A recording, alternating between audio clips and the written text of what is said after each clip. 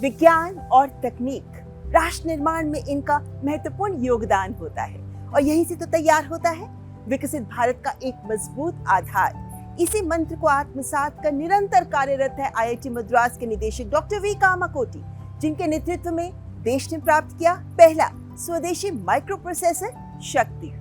New age technology जैसे artificial intelligence को भी राष्ट्र की जरूरतों के अनुसार आगे बढ़ाने में सक्षम नेतृत्व दे रहे हैं डॉक्टर कामाकोटी। साइंस और इंजीनियरिंग के क्षेत्र में उनके अनुपम योगदान को देखते हुए उन्होंने प्राप्त किया है पद्मश्री का सम्मान।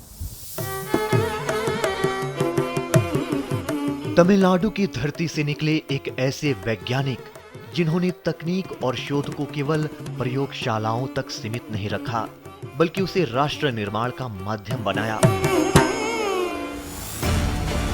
ये कहानी है आईआईटी मद्रास के निदेशक डॉक्टर वी कामाकोटी की, जिन्होंने कंप्यूटर आर्किटेक्चर, सूचना सुरक्षा और स्वदेशी तकनीक के क्षेत्र में अपने योगदान से भारत को नई पहचान दी। ग्रामीण परिवेश और भारतीय मूल्यों के बीच बीता उनका बचपन उन्हें देश, समाज और आत्मनिर्भर भारत की सोच से गहराई से जोड़ता गया। यही सोच आगे चलकर उनके वैज्ञानिक दृष्टिकोण की सबसे बड़ी ताकत बनी।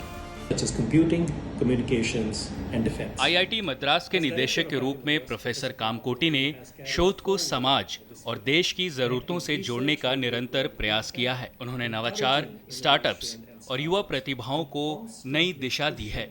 मेरे लिए प्रोफेसर कामकोटी अनुशासन और उत्कृष्टता का प्रतीक हैं।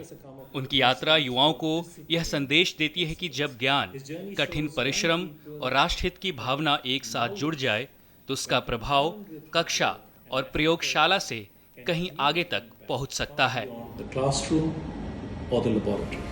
आईआईटी मद्रास से ही उच्च शिक्षा प्राप्त करने वाले डॉक्टर कामाकोटी ने computer architecture, micro processor design और साइबर सुरक्षा के क्षेत्र में वर्षों तक महत्वपूर्ण शोध किए। उनके नेतृत्व में भारत का पहला स्वदेशी माइक्रो प्रोसेसर शक्ति विकसित किया गया, जिसने तकनीकी आत्मनिर्भरता की दिशा में देश को नई शक्ति दी।